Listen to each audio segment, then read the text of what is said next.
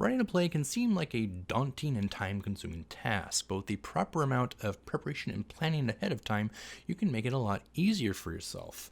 So today we're going to look at one method using note cards and a 3-column technique that I actually used to write a full-length play in only 2 weeks. Check it out after the jump. Hello, welcome to Derek Sings Poorly, the channel for theater kids of all ages and the people who tolerate them. I am the titular Derek, and if this video is helpful or useful to you, or interesting in any way, shape, or form, and you think someone else would benefit from it as well, please remember to like and subscribe and share. And if you want to follow along with my own writing, you can actually check out my Patreon, where I am attempting to write 12 plays over the course of 12 months. But like I said, this video is looking at one method I actually used to write my play in January. This is a combination of 2 sub-techniques, a 3-column approach and the writer's favorite tool of index cards. Column 1 is the starting point of your play, where your characters are, what they're doing, what their situation is when the play begins. Column 3 is the denouement, the resolution, where they end up. The setting, what characters are still around, what they are doing, what are the circumstances that the play ends on. Column 2, right there in the middle, is your big climactic moment. This is your cliffhanger at the end of Act 1, perhaps. Looking at the arc of the plot, this is that highest point that's going to then start your downward motion. What has to happen to get your characters from their beginning point to their end point? Now, between column 1 and 2, and between column 2 and 3, this is where you then have to fill in inciting incidents. And that's where the note cards come in.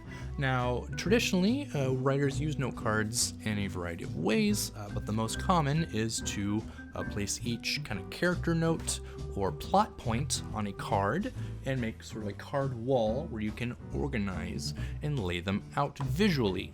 We are using a different approach on this. Instead of plot points on each card, you are writing visualizations. You are thinking of just moments you want to see in the course of the play. This could be actions, this could be conversation points, these could be twists and turns. You aren't creating a traditional outline, instead you are going, laying out the big moments of the show, and you can put more than one on a card. I ended up with about 3 or 4 moments or visuals, things that I saw in my head that I wanted to make sure made it into the script. But again, I wasn't laying out the plot points. I wasn't worrying about how each of these moments moved the story forward. I just trusted myself that I could make them all fit organically.